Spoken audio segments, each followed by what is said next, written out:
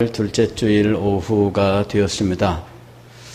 이 시점에서 2018년 이제 절반이 지나간 상황에서 금년도 표어 더 위대한 일을 하는 교회라는 이 표어를 다시 한번 생각하는 것이 옳겠다 생각을 해서 오후에 여러분들과 함께 이 제목으로 하나님의 은혜를 나누기를 원합니다. 제목은 위대한 일을 소망하라 하는 것이었습니다. 위대한 일을 소망하라. 여기서 위대한 일이란 말은 어디서 나왔느냐 하면 우리가 읽은 요한복음 14장 12절에서 나온 것입니다. 여기 보면은 나를 믿는 자는 내가 하는 일을 그도 할 것이요 또한 그보다 큰 일도 하리니 라고 말씀하셨는데 이 그보다 큰 일이라고 하는 이 말을 위대한 일로 번역을 한 거예요. 그러니까 그냥 단지 큰 일이 아니라 위대한 일을 할 것이다 라는 말씀이죠. 이것은 어떤 믿음과 또 이 비전이 포함되어 있는 용어입니다. 그러니까 우리 주님께서 약속하신 것에 대한 믿음이 비전으로 표현되어서 이 크다 하는 정도가 아니라 아주 위대하다라고 하는 이런 의미를 담아서 이제 받아들이고 또 생각하고 그렇게 전하고 하는 것입니다. 더 위대한 일을 하는 교회. 우리 주님께서 제자들에게 약속하셨던 것입니다. 이 약속은 제자들에게만 해당되는 게 아닙니다. 오늘 12절 말씀을 보면 내가 진실로 너희에게 이르노니 나를 믿는 자는 그랬어요. 나를 믿는 자는 내가 하는 일을 그도 할 것이요. 지금 더 위대한 일을 하는 사람들을 제자들로 한정하지 않고 좀 더 넓혀서 좀 더 정도가 아니라 아예 믿는 자는 누구든지라고 하는 의미로서 말씀하셨다는 거예요. 그래서 영어 성경을 보게 되면 여기를 누구든지라는 말로 번역을 했어요. 믿는 자는 누구든지, 이 누구든지라는 말을 넣어서 영어로는 번역을 해 놓았다는 거예요. 그러니까 믿는 자는 누구든지 예외 없이 더 위대한 일을 할 것이다. 이렇게 말씀하시는 거예요. 단지 문제는 뭐냐 하면은 믿느냐 하는 거예요. 믿느냐. 믿는 자는 하는 겁니다. 믿지 않는 자는 못하는 거예요. 이것이 우리 주님이 가르치신 위대한 일의 비밀입니다. 믿는 자는 하는 거예요. 제자들은 예수님을 믿는 일에 집중하기보다는 자기들에게 무슨 일이 있을까에 집중을 하는 경향을 보여주고 있습니다. 오늘 요한복음 14장 1절에도 보면은 예수님께서 무엇이라 말씀하시느냐 하면 너희는 마음에 근심하지 말라 하고 말씀을 하셔요. 그 얘기는 지금 현재 제자들의 마음 상태를 보여주는 거예요. 제자들의 마음의 상태는 근심이라고 할 수 있는 상태였다는 거죠.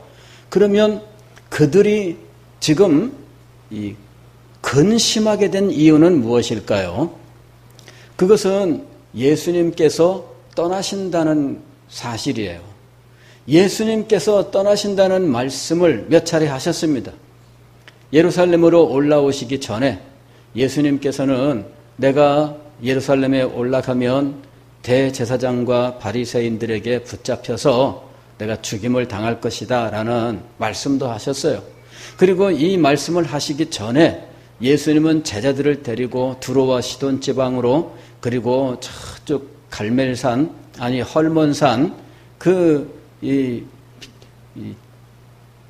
가이사랴 빌립보 지역으로 가셔서 제자들을 특별히 훈련시키셨어요. 그 중에 세 제자는 변화산상까지 데리고 올라가셔서 예수님의 용모가 변화되고 모세와 엘리야와 함께 대담하는 장면까지도 목격하게 하셨어요. 자, 이 모든 일들은 무엇을 위한 것이었느냐 하면 믿음을 위한 것이었습니다. 그런데 막상 예수 그리스도의 고난과 예수 그리스도의 떠나신다라는 말씀을 들을 때 제자들은 예수님이 떠나는 것에 대한 두려움, 예수님이 떠나고 난 다음에 그들에게 찾아올 상실감, 예수님이 떠난 다음에 그들이 겪게 될 어려움, 이런 것들에 마음이 집중되고 있었다는 거예요. 그런데 예수님의 떠나감이 이들에게 얼마나 큰 축복이 될지에 대해서 오늘 14장 12절에서 말씀하고 있는 거예요. 예수님의 떠나감이라고 하는 이 동일한 사건을 가지고 제자들은 지금 근심하고 염려하고 두려워하고 있었습니다. 그런데 이 동일한 사건에 대해서 믿는 자는 소망을 갖고 비전을 갖는다는 거죠. 이것이 전혀 다른 점입니다. 내가 진실로 진실로 너희에게 이르노니 나를 믿는 자는 내가 하는 일을 그도 할 것이요 또한 그보다 큰 일도 하리니 이는 내가 아버지께로 감이라. 이는 그 이유를 설명하고 있는 겁니다. 이는 내가 아버지께로 감이라. 아버지께 가는 이 동일한 사안을 두고 어떤 사람들은 염려하고 근심하고 어떤 사람들은 더 위대한 일을 하게 되는 거예요. 이게 지금 하나님의 말씀을 받는 이 우리들의 자세를 가르치고 있는 거예요. 믿음이 있느냐 이것이죠. 믿음을 발휘하지 못하면 아무리 위대하고 아무리 놀라운 약속이 주어져 있어도 그것은 그의 것이 되지 않아요. 그냥 하나의 표로서는 그에게 주어지지만 실제로는 그에게 주어지지 않습니다. 우리는 이 사실을 분명히 기억을 해야 돼요. 예수님께서는 이보다 더 큰 일을 할 것이요 하면서 앞으로 이루어질 일에 대한 말씀을 하셔요. 예수님께서 떠나시면 무슨 일들이 벌어질까요? 지금 이후에 이루어질 일들은 우리가 이미 잘 알고 있습니다. 예수님이 십자가에 못 박혀 죽으시고 장사 지낸 바 되었다가 사흘 만에 부활하시고 승천하신 일이에요. 그리고 난 후에 오순절날 성령이 임하시는 거죠.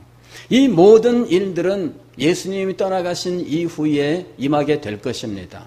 그런데 그때 제자들이 여전히 예수 그리스도를 믿는다면 그 믿음으로 제자들에게 무슨 일이 벌어지느냐 하면 예수님이 하신 일을 하고 더 위대한 일을 하는 놀라운 역사가 일어난다 하는 거예요. 문제는 믿느냐 하는 거예요. 믿지 않으면은 이런 일들은 그들에게 일어나지 않아요. 예수님이 계속해서 제자들에게 강조하셨던 것은 믿음이에요. 특별히 십자가를 앞두고 제자들에게 집중적으로 가르쳐 주셨던 것은 믿음입니다. 믿음. 내가 언제까지 너희와 함께 있어야 하느냐. 가이사랴 빌립보에서는 이렇게 제자들에게 말씀하셨어요. 내가 언제까지 너희와 함께 있어야 하느냐. 그러면서 제자들에게 믿음에 대해서 강조하신 거예요. 믿지 않으면은 제자들은 멸시를 당하고 믿지 않으면 귀신에게 농락을 당하고 세상 사람들에게는 비난을 당하게 될 거예요. 진정한 믿음이 있고 예수님께서 하시는 일들을 감당할 수 있게 되면 그보다 더 위대한 일들을 하도록 우리 주님께서 역사하실 거예요.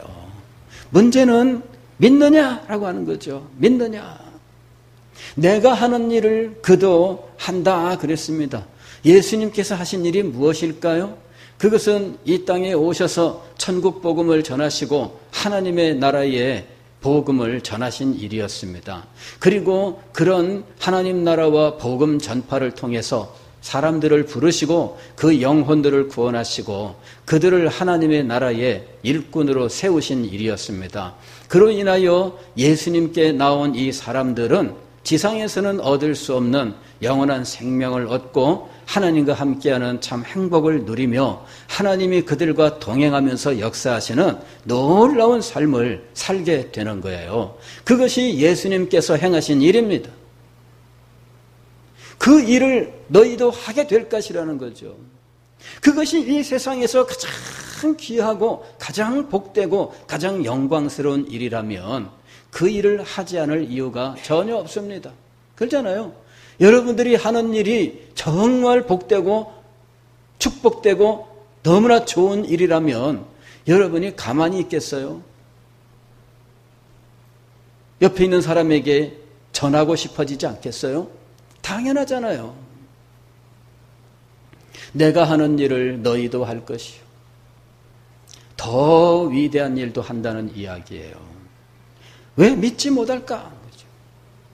예수님은 당신이 하시는 일을 이렇게 표현해요. 나는 길이요 진리요 생명이니 나로 말미암지 않고는 아버지께로 올 자가 없느니라. 하나님 예수님께서 하시는 일을 말씀하고 있는 겁니다. 아버지께로 나아가는 길이 되시는 분이에요. 이분은 길이 되는 일을 하신 거예요. 길을 넓게 열어놓으셨어요. 당신이 육체를 찢어 새롭고 산 길을 열어놓으셨습니다. 그래서 예수님을 믿는 자들은 예수님이 열어놓으신 그 길을 통해서 하나님에게로 나아가요. 그 길을 예수님께서는 진리로 말씀하신 거예요. 그리고 그 진리로서 생명을 얻는 거죠. 오늘 우리들도 예수님처럼 이런 일들을 하게 될 것입니다. 그리고 그 일을 하면서 너무나 크고 놀라운 것들을 얻게 될 겁니다. 마태복음 28장 19절 20절 말씀을 보면 너는 모든 족속으로 제자를 삼아 그랬습니다. 여기서 우리가 관심을 기울여야 될 대목이 있는데 그것은 모든 족속이라고 하는 말이에요. 모든 족속. 여러분, 이 부산의 이 서대신동에 우리가 살고 있지만 예수님께서 우리에게 약속하신 더 위대한 일은 모든 민족을 대상으로 하고 있다는 거예요. 여러분, 갈릴리의 이 촌사람들에게 예수님께서 모든 족속을 말씀하셨다는 것을 한번 생각을 해보세요. 여러분, 이것이 우리는 무심코 지나가지만 그 시대에 그 사람들이 볼 때에는 모든 족속이 자기들에게 가당키나 한 일일까 하는 것이죠. 한번 생각을 해보세요. 이 사람들 중에 어떤 사람들은 갈릴리 호수에서 물고기 잡던 어부 생활을 하던 사람이에요. 그런데 이 물고기 잡던 이 어부가 모든 족속을 대상으로 일을 할 수 있다는 거예요. 그럴 때 여러분 이게 믿어지십니까? 이게 안 믿어지는 일입니다. 아니 예수님께서 뭘 보셨길래 이 물고기 잡고 뭐 이러던 보잘것없는 사람을 모든 족속에게 나아가서 제자를 삼아라고 하는 말씀을 그들에게 하시느냐 하는 이야기예요. 여러분들이 이것을 좀 더 이해하기 쉽게 말씀을 드린다면 이런 거예요. 태국에 갔는데 그 미얀마에 그런 데가 있더라고요. 미얀마에 보니까 굉장히 넓은 호수가 있어요. 그리고 그 호수에서 이 고기잡이하는 이런 사람들이 있습니다. 이 사람들 가면은 금을 쫙 쳐놓고 그 다음에 가서 거두면 물고기들 잘 잡히는 날은 이만한 민물고기들도 여러 마리 잡아요. 그러면은 이거를 가지고 배를 계속 가면은 물물교화라는 교환하는 시장이 있어요. 거기 가서 이 물고기들 그냥 바닥에 뜩 늘어놓으면 사람들이 지나가면서 이거 얼마냐 물어보고 그러면서 자기가 가져온 이 호박이랑 바꾸자. 바나나 내가 지금 한 송이 가져왔는데 바나나랑 바꾸자. 이러고 있는 거예요. 이래가지고 다들 서로 물물 교환을 해. 그래서 바나나 가져온 사람은 이 물고기 2마리 바꿔가지고 꿰가지고 이거 들고선 집에 가는데 20리, 30리 길을 걸어가지고 가는 거예요. 신발도 없어요. 그냥 걸어 다녀요. 맨발로. 근데 그 사람한테 모든 족속으로 제자를 삼아라고 말씀을 하는 거예요. 여러분, 그 말을 듣는 그 시점에서 이거는 터무니없는 말입니다. 이게 가당키는 말일까요? 말도 안 되는 얘기를 하고 있는 거 아니겠습니까? 그러니 우리가 성경 말씀을 볼 때에 그냥 우리는 너무 익숙하고 또 믿고 싶은 마음이 너무나 강해서 무조건 믿어버리기 때문에 사실은 이런 상황들이 실감 있게 와 닿지 않는 문제가 우리한테 있어요. 그런데 한번 생각을 해보세요. 미얀마의 어느 산골짜기 호수에 그저 조상 대대로 그저 쪽배 하나 가지고 그저 물고기 잡아서 시장에 가서 이 물물 교환으로 필요한 물건들 구해가지고 돌아와서 오늘 뭐랑 바꿔왔다 이러면서 식구들하고 그거 가지고 저녁 한 끼 먹는 그런 사람을 한번 생각해 보세요. 그 사람에게 더 위대한 일을 하겠다는 약속이 주어지고 있는 거예요. 실제로 우리에게 복음이 전해졌을 때 상황이 그런 겁니다. 우리나라에 최초로 복음이 전해졌을 때 상황이 바로 그런 상황이었어요. 그런데 그때 복음을 받고 그때 예수 그리스도를 믿고 그때 예수 그리스도 안에서 이 믿음을 소유하고 나아갔던 사람들은 그 후손들이 다 이 위대한 일을 하는 자리에 나가게 되었다는 거예요. 그런데 여러분 그 일이 어찌 110년, 120년 전에만 일어나고 지금은 안 일어난다는 말입니까? 여러분, 그건 말이 안 되는 거예요. 지금도 그런 일은 일어날 수 있습니다. 주님께서 우리에게 그런 일을 지금 주고 계셔요. 문제는 뭐냐면은 더 위대한 일을 꿈꿀 수 있느냐 하는 거예요. 더 위대한 일을 꿈꿀 수 있느냐. 그 위대한 일을 꿈꿀 수 있다면 예수 그리스도를 믿음으로 예수님께서 행하셨던 복음과 하나님 나라를 전파하는 일을 하면서 그 후손들이 더 크고 더 영광스럽고 더 위대한 일을 하는 자리에 나아갈 수 있다는 것을 믿느냐 하는 것입니다. 그리고 그 믿음으로 그 일을 지금 실행할 수 있느냐 하는 거예요. 사도행전 1장 8절 말씀을 보면 오직 성령이 너희에게 임하시면 너희가 권능을 받고 그랬습니다. 우리는 여기서 늘 초점을 어디에 맞추느냐 하면 권능을 받고에다가 초점을 맞추는 겁니다.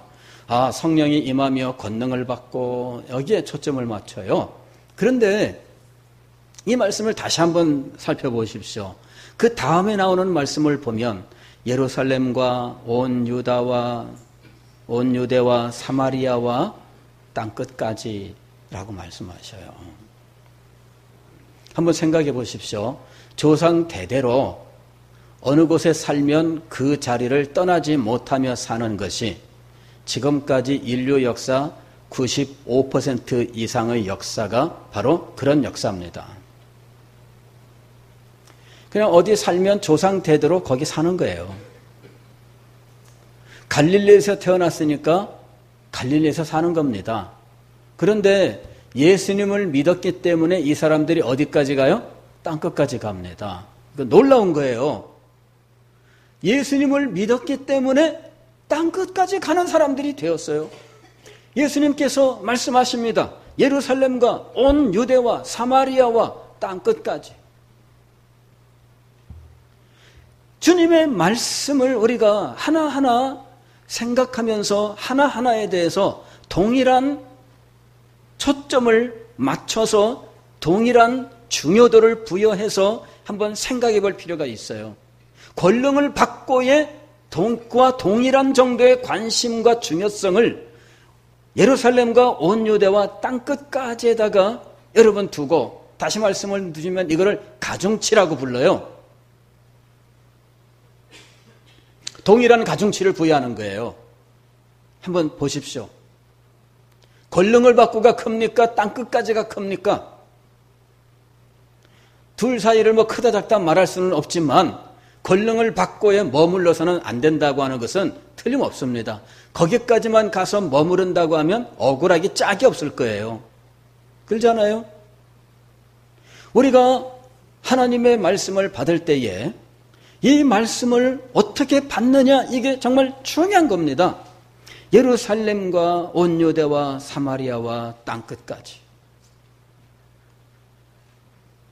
믿는 자에게 이렇게 크고 높고 영광스럽고 위대한 것에 대한 소망을 주시는 것, 이것은 하나님께서 늘 하셨던 일이에요. 창세기 13장을 보게 되면은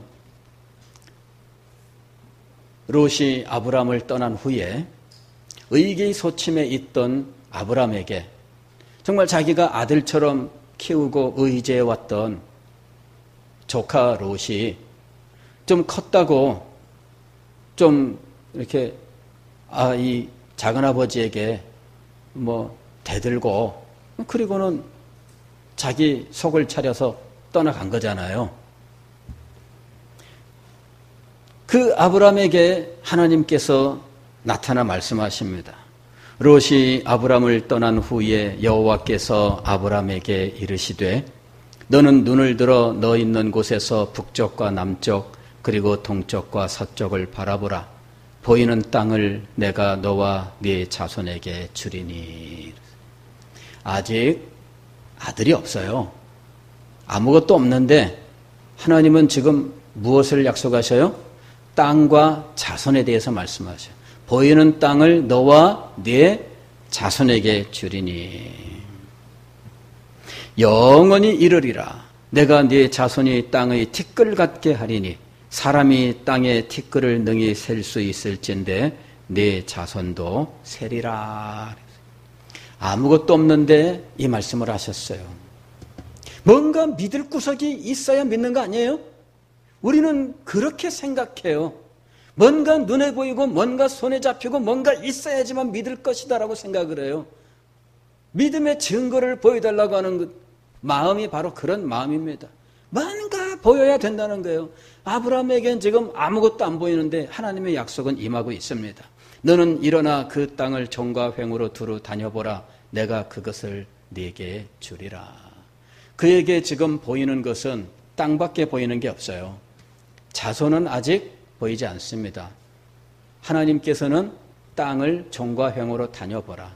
아브라함이 이후에 그의 전 생애를 어디에 바치느냐 하면 이 땅을 종과 횡으로 다니는 일에 바쳐요. 75세에 가나안 땅에 들어오는데 175세에 하나님의 부름을 받습니다. 100년 동안 가나안 땅에서 삽니다. 그러는데 아브람은 단에서 브엘세바까지 이 가나안 땅을 종행으로 다니면서 간 모든 곳마다 하나님이 주시겠다고 약속하신 땅이다. 그리고 이 땅을 자손에게 주시겠다고 약속하셨다. 그 믿음을 확인하고 다닌 거예요. 아브라함의 생애를 나그네의 삶이라 그러는데 덧없는 나그네의 삶이 아니라 하나님의 약속을 믿음으로 밟고 다니는 약속의 삶이었어요. 눈에 뭐가 보였을까요? 아니에요. 그 땅 자기 거였을까요? 아닙니다. 아브라함은 사라가 죽고 나서 겨우 땅 한쪽을 샀는데 그것이 바로 마므레 상수리 나무 땅입니다. 그 묘지로 그 산 사람을 위한 땅이 아니라 죽은 사람을 위한 땅 그 한쪽밖에는 소유하지 않았어요. 그럼에도 불구하고 아브라함은 하나님께서 땅과 자손을 주신다라고 믿었던 거예요. 이것이 아브라함의 믿음의 탁월함입니다. 창세기 15장 5절을 보면 소돔과 고모라가 그돌라오멜 연합군에게 함락을 당하고 롯도 포로로 붙잡혀 갔을 때 이제 아브라함이 자기가 집에 있는 종들을 군대로 훈련시켜서 데리고 있었는데 이들을 데리고 가서 구해오잖아요. 그리고 지극히 높으신 하나님의 제사장 멜기세덱을 만나 11조를 드리고 축복을 받았는데 그 후에 하나님께서 아브라함에게 나타나셨어요. 그리고 이 아브라함을 밖으로 끌고 나아가서 아브라함에게 하시는 일이 뭐냐면은 그를 이끌고 밖으로 나가 이르시되 하늘을 우러러 뭇별을 셀 수 있나 보라. 또 그에게 이르시되 네 자손이 이와 같으리라. 그에게 아직 아무것도 보이지 않았어요. 아브라함은 하나님에게 하나님 저한테 도대체 뭘 주시렵니까? 주시려면은 좀 분명하게 좀 주세요. 이렇게 아브라함이 말씀을 합니다.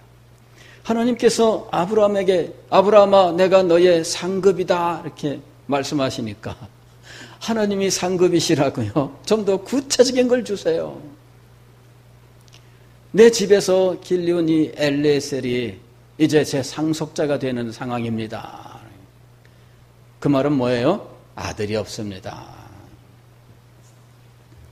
그랬더니 하나님께서 그를 데리고 장막을 나가셔서 하늘을 보게 하셨어요. 하늘을 우러러 뭇별을 셀 수 있나 보라. 또 그에게 이르시되 네 자손이 이와 같으리라. 아브라함이 이를 믿으니 하나님께서 이를 의롭게 여기셨더라. 아브라함이 믿었어요. 여러분, 우리에게 필요한 것은 믿음이에요. 주님의 말씀 이외에 무엇이 더 우리에게 증거가 되어야 될까요? 무엇이 더 필요할까요? 주님께서 위대한 일을 이루시겠다고 하셨던 그거 이외에 우리가 지금 가질 수 있는 게 뭐가 있을까요? 우리에게 믿음이 필요한 거예요. 지난주에 주준태 목사님 오셔서 야곱의 식탁 책을 소개하셨습니다. 이 축복문에 대해서는 설명을 좀 하시긴 하셨지만 이제 빨리빨리 나가시느라고 이 축복문을 보면은 아들에게 이제 하는 말이 있습니다. 거기 보게 되면은 이 아들에게는 창세기 48장 20절의 말씀을 근거로 해서 이제 축복문을 만들었어요. 이 축복문이라고 하는 것은 사실은 오늘날 우리들은 많이 사용하지 않습니다. 그러나 이 성경 시대에는 축복문을 많이 사용했던 걸 볼 수가 있습니다. 그 중에 이 야곱이 자기 아들 요셉에게 축복을 하는데 야곱이 자기 아들 요셉을 축복하는데 손자를 축복하는 것으로 아들을 축복해요. 이게 창세기 48장 20절의 모습입니다. 족장 야곱이 아들을 축복을 하는데 아들을 직접 축복하지 않아요. 손자를 축복을 해요. 그런데 이 손자에 대한 이 축복이 엄청난 내용을 담고 있어요. 에브라임과 므낫세입니다. 그런데 큰 자가 둘째가 첫째가 되고 둘째가 작은 자가 되고 우리는 이제 거기에 시선을 빼앗겨요. 근데 사실은 이 말씀에서 핵심은 이 야곱이 두 아들을 즉 손자를 축복하면서 요셉의 이름을 대신하는 자들이 될 것이라고 축복하고 있다는 거예요. 여러분, 그 당시 요셉은 어떤 사람이냐면 대제국 애굽의 총리 대신의 상태이고요. 인간으로서는 더 이상 오를 수 없는 최고의 상태에 있는 사람이에요. 인간으로서 넘어설 수 있는 길은 반역밖에 없습니다. 바로를 없애고 내가 바로가 되면 되니까. 그러니까 정상적으로 인간적으로 올라갈 수 있는 최고의 상태가 된 겁니다. 그리고 그 최고의 상태에서 더 큰 축복은 뭐냐면 자손이 그것을 이어받아서 그 대를 이어가는 것이 최고의 축복이죠. 그런데 우리가 대체로 아는 것은 아버지가 대단하면 자식들은 그에 미치지 못한다는 거죠. 그렇죠? 그래서 부모 세대에 잘 되고 나면 그 후손, 자손 아들들의 시대, 아들과 딸들의 그 세대에 대해서는 너희들은 뭐 잘 지키기나 해라. 뭐 이제 이런 정도죠. 그런데 참 제대로 못 지키는 일들이 참 많아요. 그렇지 않습니까?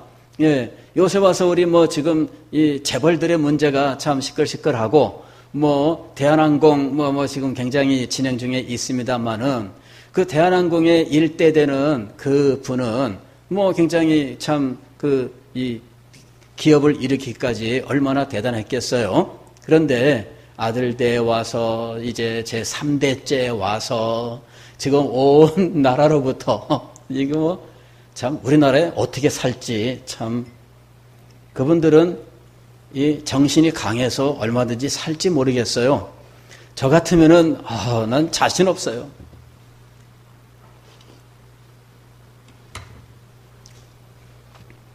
여러분 후대로 갈수록 더 잘될 길을 소망하지만 그러나 이미 선대에서 잘돼 버리고 나면 후대에 대해서는 뭐 여기서 더 돼봤자 더 될 수 있겠나 이런 마음 같잖아요. 지금 요셉 집안이 그런 겁니다. 그런데 창세기 48장 20절 한번 보겠습니다. 여러분 한번 보세요.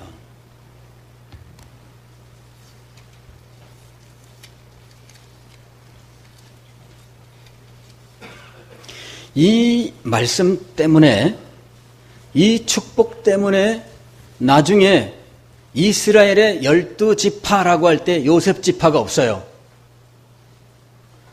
이스라엘의 12지파에 요셉 지파가 있나요? 없나요? 답을 미리 말해놓고 묻네 제가. 요셉 지파가 있을까요? 없을까요? 없습니다. 요셉 지파가 없는 이유가 뭐예요? 이 말씀 때문이에요. 창세기 48장 20절 때문에 요셉 지파가 없는 거예요. 한번 보겠습니다.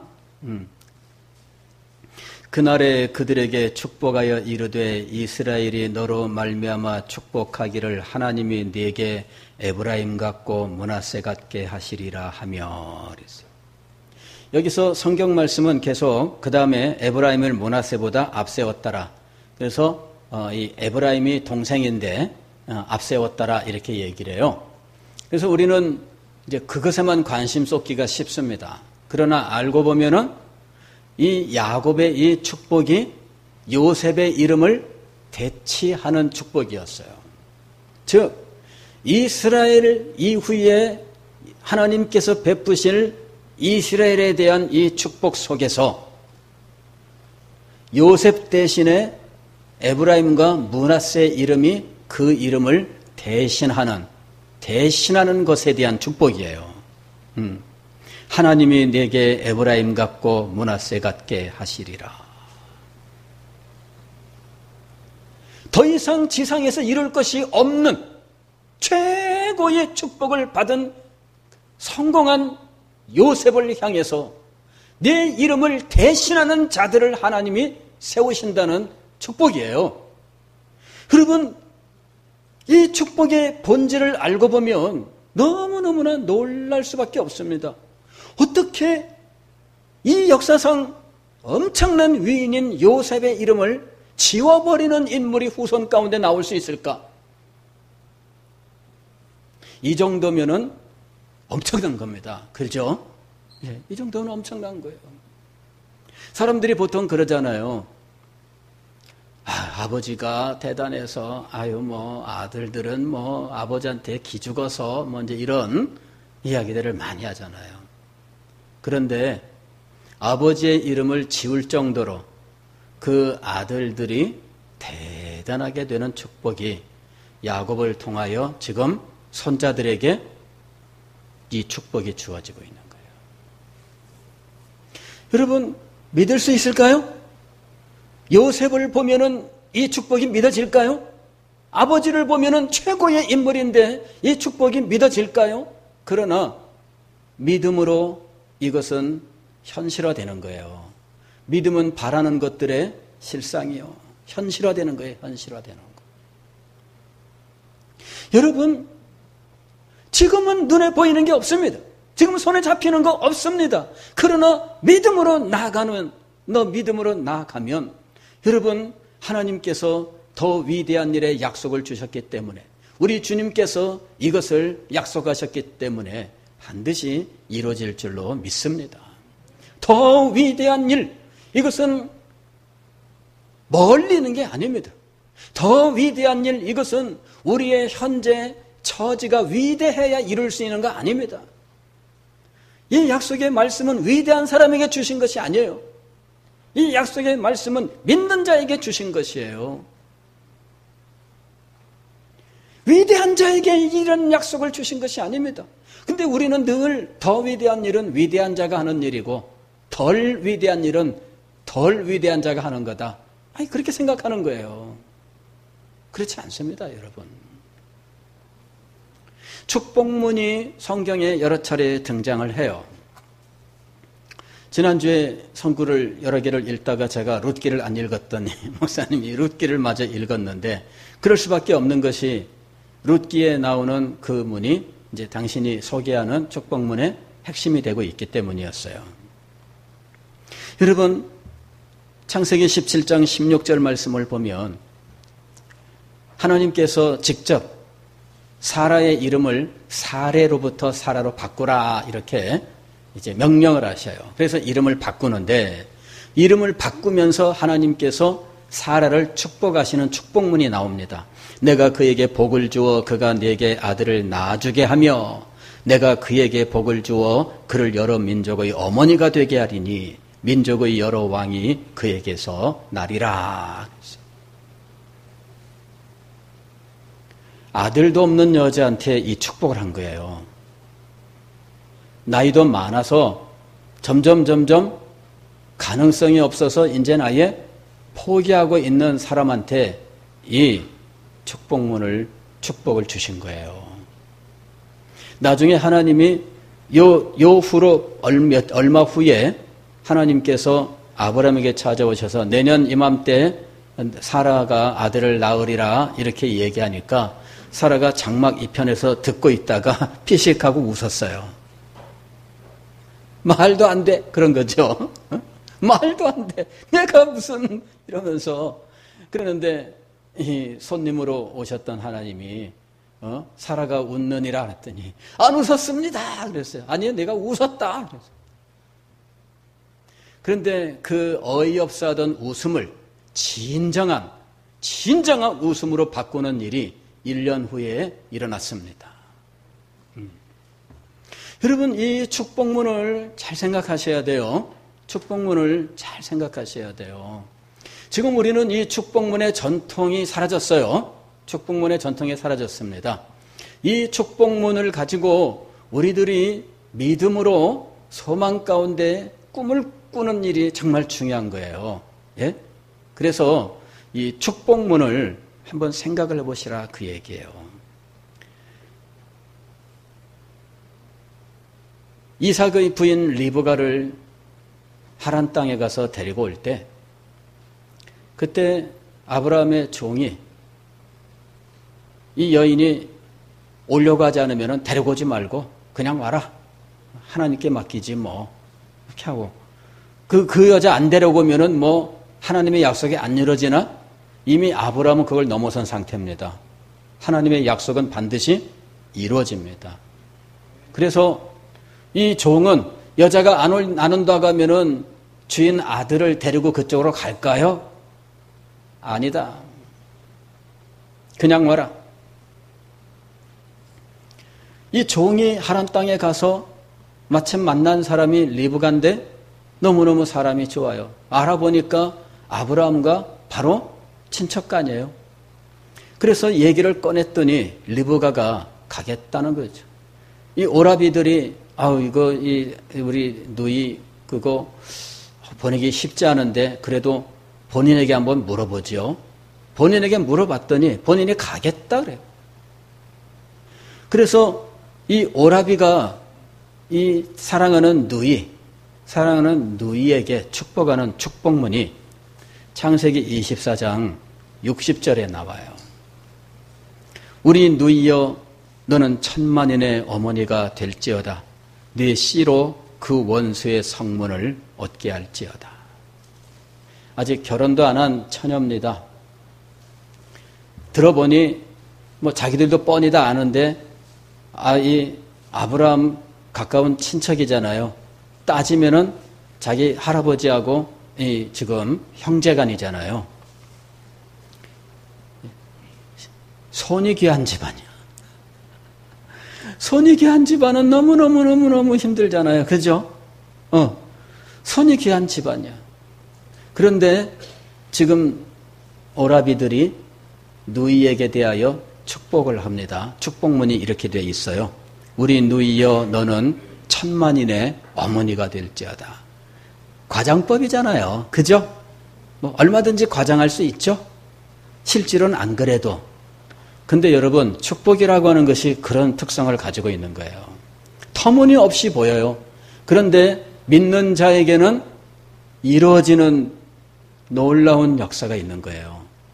이게 바로 축복의 특성이 그렇습니다.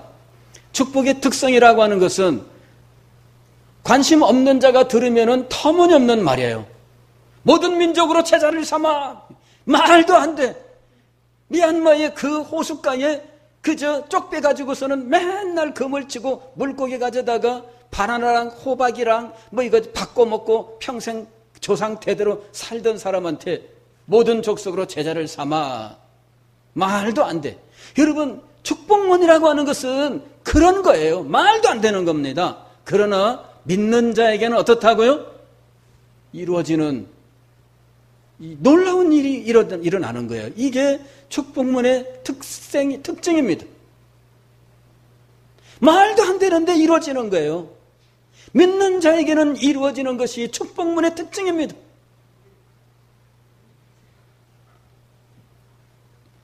룻기 4장 11절 말씀을 보면 룻과 보아스가 드디어 결혼을 하게 됩니다. 그 성의 장로들이 보아스와 이제 그 결혼하는 이 결혼을 축복하는데 그때 이렇게 얘기합니다. 네 집에 들어가는 여인으로 이스라엘의 집을 세운 라헬과 레아 두 사람과 같게 하시고.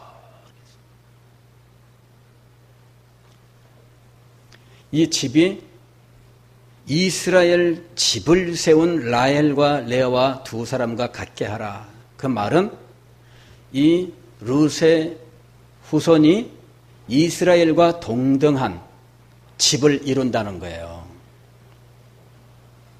말도 안 돼. 그죠? 어떻게 이스라엘과 동등한 집을 이뤄요? 이스라엘 백성이. 그런데 그런 일이 일어났습니다. 다윗의 가문. 이 정도면은 이스라엘과 동등 아니에요? 오히려 그보다 더 우월하죠. 그렇지 않아요? 들을 때는 말도 안 돼요.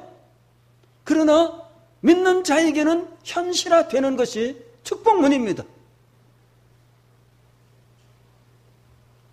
참 신기한 거죠. 오늘 우리가 예수 그리스도를 믿고 주님께서 주신 사명을 감당하는 동안에 이렇게 놀라운 일들이 우리와 우리 자손에게 일어나는 것입니다. 그냥 관심 없는 사람이 보면 허무맹랑한 이야기입니다. 그러나 믿는 자에게는 이것이 이루어지는 겁니다. 이게 놀라운 거예요. 더 위대한 일을 하리니, 사랑하는 성도 여러분, 어느 누가 보더라도 우리 서대신교회가 더 위대한이라고 하는 말을 붙일 수 있는 일을 할 수 있을까? 그래도 몇만 명 모이는 교회나 가능하지 않을까요?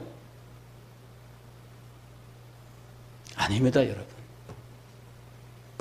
믿음으로 이 일은 이루어지는 줄 믿습니다. 주님이 약속하셨으므로, 주님이 말씀하셨으므로 이루어질 줄 믿습니다. 그래서 여러분, 우리가 꿈을 꿔야 돼요. 우리가 이것을 소망해야 돼요. 주님께서 약속하신 것은 반드시 이루어져요. 우리는 이것을 우리를 향한 축복으로 삼아야 돼요. 더 위대한 일을 이루는 우리 장로님이 되기를 예수님의 이름으로 축원합니다.